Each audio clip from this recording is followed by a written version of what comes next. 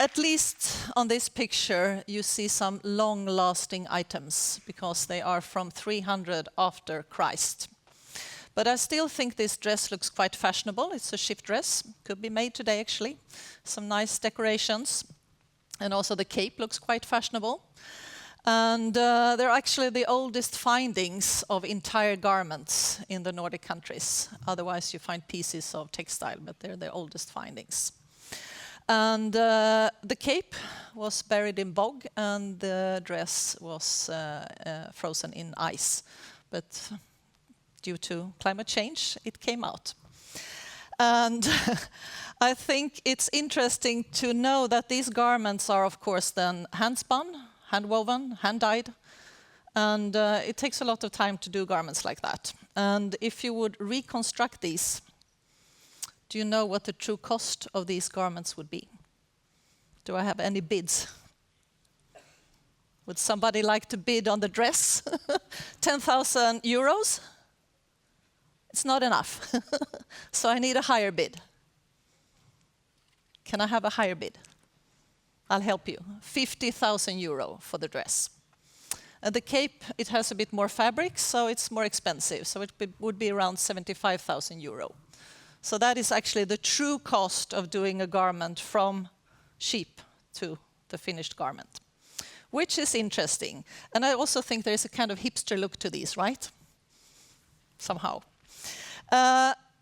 True cost is also the name of this documentary film. We used to have a system, a fashion system. That has absolutely nothing to do with the fashion industry today. It has been reinvented. It's based on materialism. The problem is that comes at a really high price.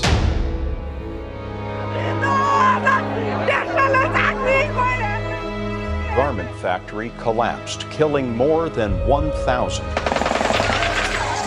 Clashes between clothes factory workers and riot police in Cambodia. Well, you get the picture, I guess. Really cheap garments, fast fashion, lots of people paying a price. And I guess the title would be The True Cost of Fashion, but they left out fashion. The tragic event in Rana Plaza in Bangladesh was in 2013, and it was a real eye-opener to many, many people towards fast fashion and us over-consuming fashion. This organization started, fashionrevolution.org, and I think it's interesting what they do because they really emphasize on who is making your garments, who is making your clothes. And I don't know, if you look at yourself today, do you know who did sew your garment or your clothing? Do you have any idea where they're produced or what country? It's difficult, right? And every year, actually it was last week, they urged people to turn their clothing outside in so that you would really show the care label of your clothing to give people an idea where are your clothes produced. And I can tell you where my clothes are produced. This is a shirt from Uniqlo, a Japanese brand, and I bought 3 for a really good price. I could actually get 100 shirts for the price of my jeans. And the jeans, this one is made somewhere in Far East. And the jeans are made in the US. And the fabric was imported to the US, but they were sewn together in the US. And they have an ID number on them. So I could probably track the seamstress or the seamer who produced these jeans. But it's very rare that you know who produced your garment. And what is sustainable material? I think it's interesting when you look at the building industry because they are urging to build houses in wood.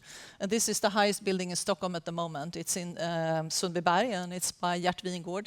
And I don't know if it's the wrong thing to talk about wooden buildings in Umeå, but I do it anyway. And people living in this building, they can actually hear the weather shift because the house makes sounds when the weather is shifting. So it's a natural process living in this house anyway. And I think it's interesting when you look at the raw material that we have around us.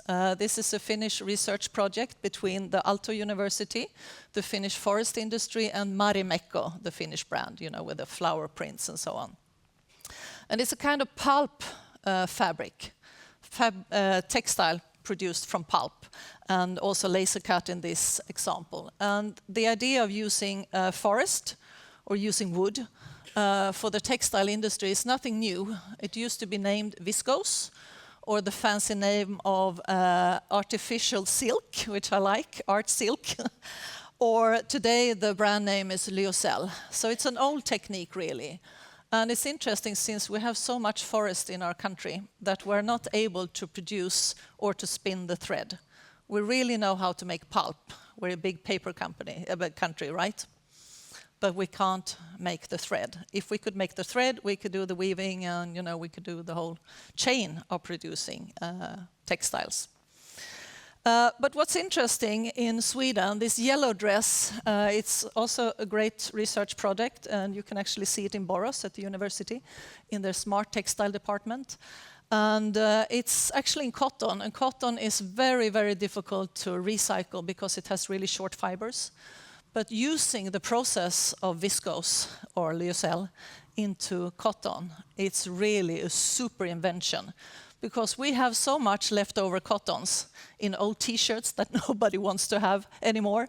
So we throw them away in the garbage, and they're being burnt, as household garbage. And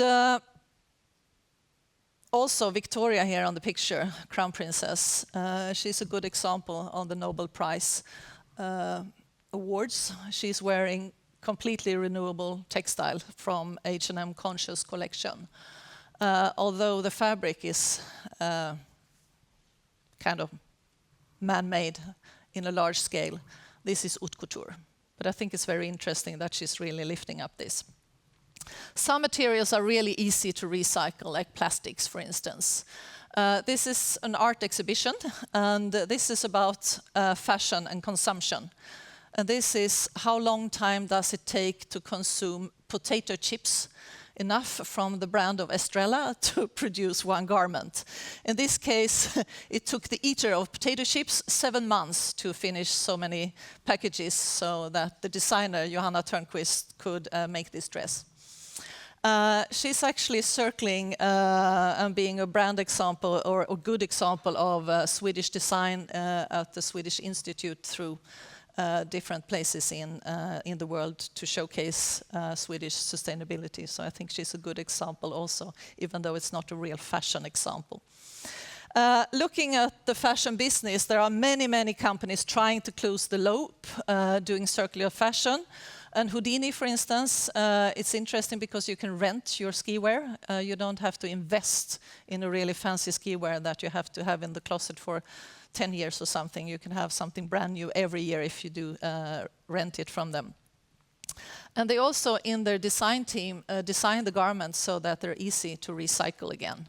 And Maxieni, the printed cape, she's one of the first designers in Sweden that used fabrics that were cradle to cradle. So I think there are many, many good examples of people challenging the fashion systems really early on. The guy with the cap, he's actually one of the first persons in Sweden that actually did a commercial brand into a new business model where you could actually rent the garments from this company called Uniforms for the Dedicated. Philippa K started a shop where you could have a small sort of their clothing range that you rented.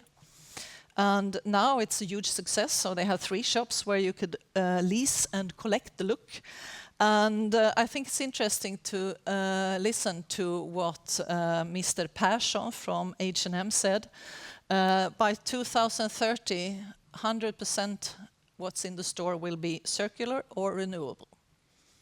It's not so far away. Unfortunately, I will be retired, so I can't be a part of that fashion scene, which is a shame. But anyway, I think it's really, really challenging to think about that. If you visit design schools, there are many young designers, especially in the textile departments. They're really, really angry on the fashion system. It's not good to say that you're from the fashion business when you visit them.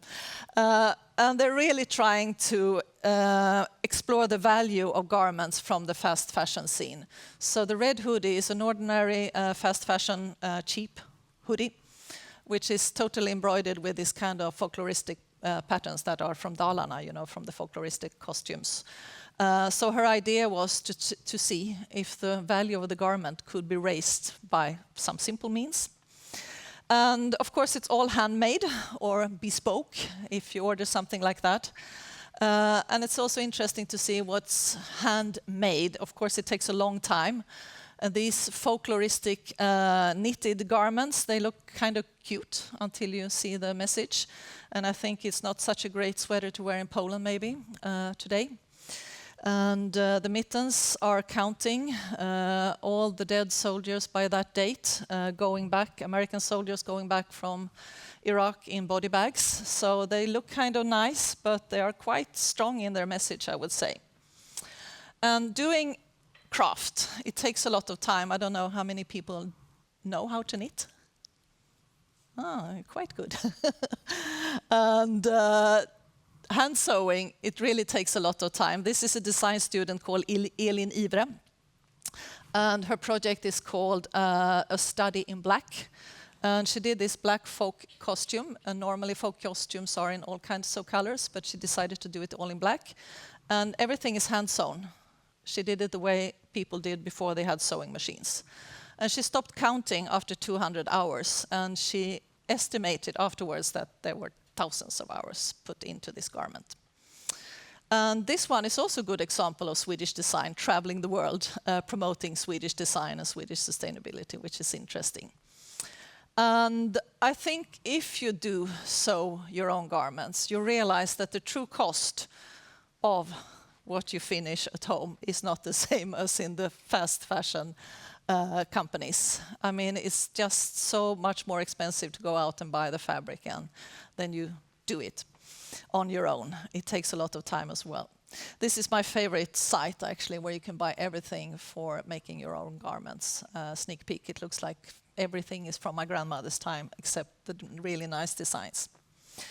I think it's also great to see that the noble art of draping fabrics, you know, like the Romans and the Greeks did, you know, putting one piece of just meters of cloth together. It's a good example in this dress in the middle. It's 8 meters uncut fabric, just straight fabric, draped into a nice shape, stitched together with a few hand stitches. And you can wear the dress like this as long as you want. And once you get tired, you just remove the stitches and then you have 8 meters of fabric to restart again with. So I think many young designers are really pushing what fashion could be and how fashion could be more sustainable. And maybe it's a bit like haute couture or bespoke or going to the tailor. And I think Bea Senfeldt, with her haute papier, really has pushed the limit what fashion could be. Because this is a fashion collection. Even though each garment took thousands of hours, and she had like, I don't know how many school classes helping her, cutting all these paper pieces and putting them together into these fantastic garments. Many of them are sold now to museums and other places. So they're like everlasting. And that's a big contrast to the fast fashion. The fast fashion is really impacting us all. Every year we use 15 kilos, or we buy or consume 15 kilos of textile and fashion. All of us, 15 kilos. We recycle 8 kilos. Oh, sorry, we throw away 8 kilos in the garbage. And we recycle only 3, and the rest stays in the closet, like in Fredrik's closet. So how could you be sustainable? Well, buy nothing or buy old stuff, or you recycle or you upcycle things. And I would like to mention Stadsmissionen. I think they're doing a great job. And I think the best product ever is the rag rug. There isn't such a beautiful product ever in recycling. I think it's the fantastic thing. And I'm happy to see that the fashion brand Victor and Rolf, they have recycled all their old collections of leftover fabrics into a new fantastic collection. And they were actually inspired by Swedish rag rugs when they did this collection. So it's a great way of reusing what is already there. And why should we look into new materials? Why are companies really putting a lot of money into research projects and university studies to find new materials. Well, there isn't enough land to grow cotton on anymore. And I guess all of you is wearing something in cotton today. Probably underwear or socks or something has cotton in it. So cotton is such a problem, really. So new materials, and actually you could do textiles from almost anything that you could extract protein from.